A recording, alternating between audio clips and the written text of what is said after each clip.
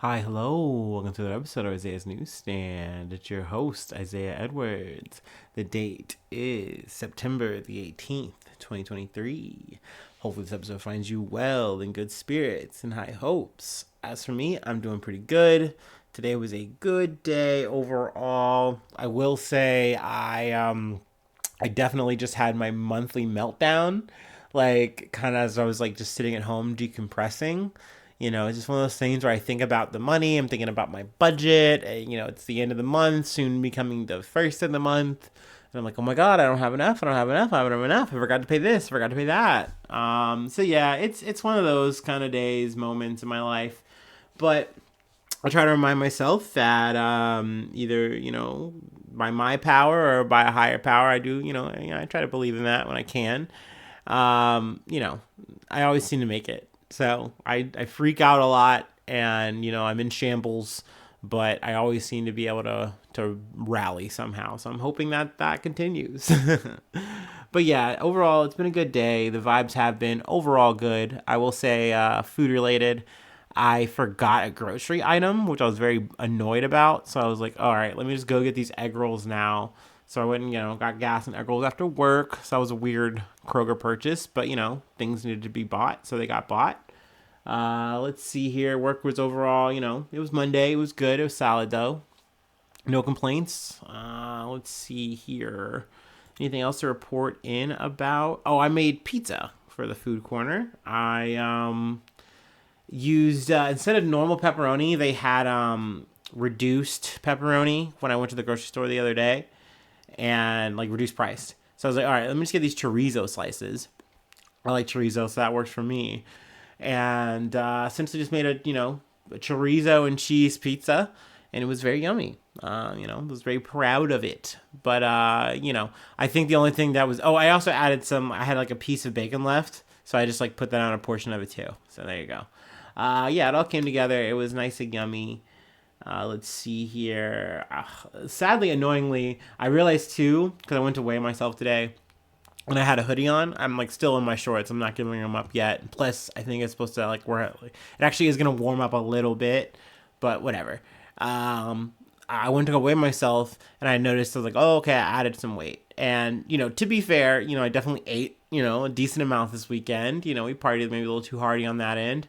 But something that just kind of reminded me, it's like, ugh, you're gonna have to like remember that you're wearing like, you know, sweatpants and hoodies and all this kind of stuff hopping on a scale. And I always just think of myself like, you do the weird math of being like, oh yeah, if I just like didn't have all these clothes on, then I would like probably weigh like 10 pounds less. I always do that. I always like just add some asinine crazy number. Like, yeah, I'm sure I'm like actually like just so much lighter. But no, overall, I know I'm gonna have some setbacks in that regard, so I'm not too mad. Hopefully, as long as we just stay under 280, I'm always happy, and hopefully, I do see some more forward progress, and I can get closer to my goal, which is, like 250. I'd like to be there, call that terra firma, and then like work on getting muscly. That would be my dream bod goals. All right, but enough about fantasy. Let's talk about reality and some news. Let me do my de-stress while I have it available.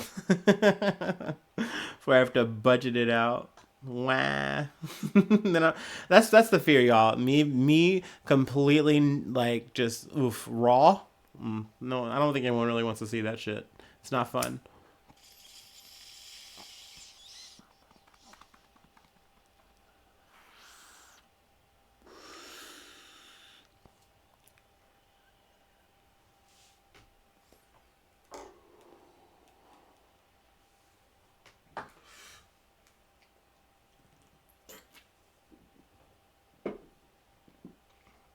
All right, got a couple of updates, a couple of news stories that popped up from CNN.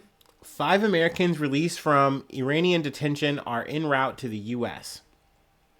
5 Americans freed from Iranian detention on Monday are on their way back to the United States after initially stopping in Doha, Qatar, according to a U.S. official and a source familiar with the matter.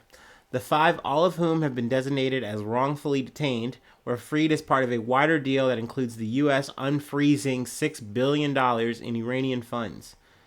The names of the people involved, at least 3 of them, were Imad Shargi, Morad Tabaz, and Simak Namazi, who had all been in prison for more than 5 years. Namazi had been detained since 2015.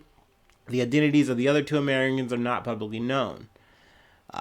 So yeah, they got to have a very spirited reunion with their families, and that was really sweet. That's awesome. Nice culmination into this story. Also, there were, I believe, 3 total Iranians who were freed. 2 went back to Iran, and another went to another country. Let's see. Yeah, according to the Iranian Foreign Ministry, 2 of the Iranians were returning to Iran. 1 was expected to leave for another country, and the other 2 were expected to remain in the U.S. Those who are remaining in the U.S. do not pose a national security risk, U.S. officials said, but they are freed. Something that was almost like being bragged about by a senior State Department official, the Iranians that are being released as part of this are small potatoes. So essentially, they really wanted to brag that how much they're sliding Iran in this situation. And another part of this is the $6 billion that is being relinquished. It was money that I believe is being held by South Korea, and it was for an oil deal. So it's essentially money that was rightfully theirs. Once again, I compare the situation to Afghanistan a lot because it's like we've held the money over these people's heads and said, oh, you want your money back? Well, why don't you do better? Why don't you be better? Why don't you not piss us off? It's the same situation here with Iran. And it's like, oh, well, Iran did we'll just take your people. I mean, yeah, there are people. These are Iranians too. These are Iranian Americans, but they're Americans. So we'll take them. We'll put that on y'all. And why don't you guys give us our fucking money? Essentially, that was the conversation at hand here. And yes, I get it. Iran bad. They are, the villains in this conversation, as the media and, politicians will spin this shit. But at the end of the day, you are withholding money that is theirs. Once again, we are talking fucking sanctions. Countries cannot deal with Iran in fear of that. And that's fucking crazy. So these are things that were worked out during the Trump administration, but then frozen by the Biden administration. And now, they're getting their little trickle back. And they're actually supposed to have more money, but they're like, yeah, this is what you're getting. This is what's available. Sorry. Excuse me. So yeah, this is a deal that it really works out in the favor of America. Just all in all, these sanctions are still in place. It's still hard on Iran as a country, to move and operate, and not much is going to change here in the status quo, which also kind of begs people, the question of well, what's to stop this from happening again and again? And the answer is nothing. Essentially, this is a rolling problem. I know that there's even more talks and more sanctions over Bob Levinson, which they go into in this article. Essentially, I think he died in being detained by Iranians. And essentially, America's saying, hey, we're going to find a way to get you over that, which I imagine is sanctions. So, yeah, essentially they're saying, hey, we aren't going to rest until, we get justice or, more yada, yada, yada there. And not so yada, yada, yada. Someone who died. But, yeah, it's fucked up. It's sad. But, I view it as bad. I view it as I'm happy that people are able to see their families again and be out of detention, because at the end of the day, they're just pawns. They didn't do anything wrong. But, country to country, I don't look at America as the good guys here. I just don't. I'm sorry. I think both are, fucking bad and lacking here. And I think it's fucked up to use sanctions as a form of diplomacy. There you go. That's what I think I wanted to word for long there. Let's move along. Not that the news is any better. From the Sacramento Bee, the two pilots killed in crash on final day of Reno,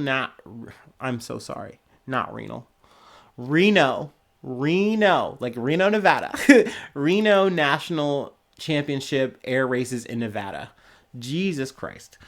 2 pilots were killed Sunday in a collision on the final day of the national championship air races at Reno Stead Airport in Reno, Nevada. An event that is being discontinued due to in part to its long history of deadly accidents. The Reno Air Racing Association, which I believe they have as RARA, is like the acronym, confirmed two pilots died when their planes collided upon landing at the conclusion of the T6 Gold Race at about 2:15 p.m. on Sunday. Rara identified the victims as Nick Macy of Tool Lake and Chris Rushing of Thousand Oaks. Both were described as expertly skilled pilots and gold winners in the T6 class. No one else was injured in the crash, officials said. So yeah, I mean, this is a very sad, very unfortunate situation.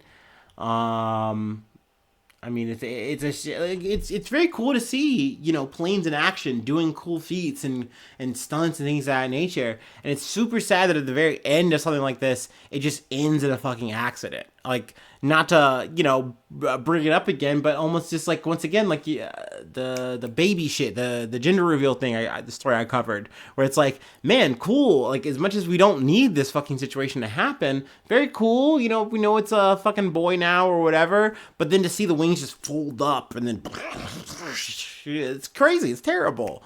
So, you know, I get saying like, hey, maybe it is time to, like, you know, pack this event in, maybe call it, I don't know. But, yeah, it's just very unfortunate that, you know, two pilots good at what they do, you know, just sadly planes collided and, you know, now there's a loss of life, but good that it didn't, you know, spiral into something worse or anything like that.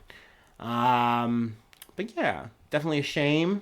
It's one of those things I actually like. I feel like I see a plane at least. I mean, I'm sure the average person probably looks up in the sky or whatever, sees a plane probably like weekly, right?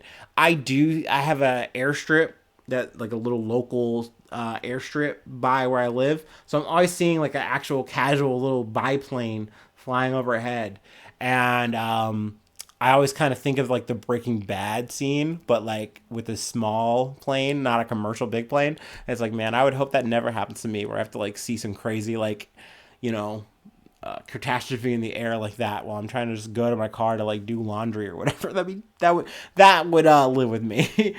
But that being said, condolences to the people involved. And yeah, it's a shame, you know. But yeah, let's move on. We got one more thing to cover before we close out for the night, for the day. I'll let you guys get to your Monday lasagna. Let's see here. But I'm gonna take my break. You know me.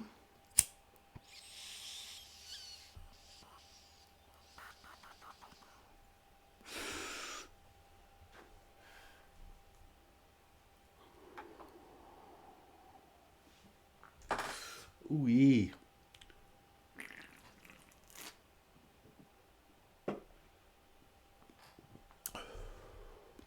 All right, our last story is from The Insider. Fitting that I took a drink for this. The humanoid robot CEO of a drinks company says it doesn't have weekends and is always on 24/7. Yeah, because you're a fucking robot. So yeah, this is a cool little stunt from this Polish drink company. I believe it's called Dictador, is how you pronounce it, maybe. I don't know. The humanoid robot CEO of a Polish drinks company is one busy boss. Dictator appointed the AI-powered robot named Mika as its experimental chief executive in August last year, and it's not afraid to put in the hours to help the company take over the world. Mika told Reuters it's always on 24/7 and worked 7 days a week. I don't really have weekends. I'm always on 24/7, ready to make executive decisions and stir up some AI magic. What the fuck? Like, this to me is just so funny because it feels like it's giving the game away.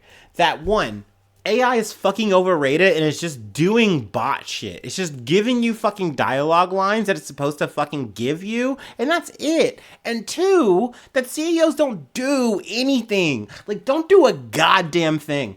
I'm literally like hearing and listening to these fucking car CEOs talk about how like, yeah, it just makes so much more sense for us to be making 3 to like 400 times more than the like lowest paid worker, because we work so hard. But we work so hard, you guys work so hard, like, you know what I mean? It's just a mirrored effort, you know?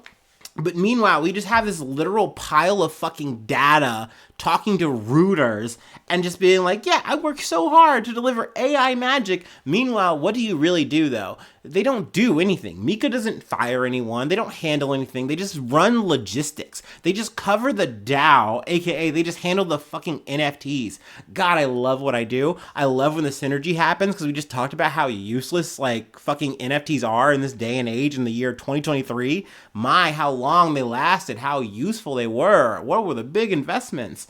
No, Mika does not handle anything. She barely handles the fucking rum that Dictator sells. Like, I don't get it. I don't understand. But at the end of the day, I get it in the sense of like you made this like really off, like uncanny human-like thing, and that's gonna get news. It's gonna get eyeballs.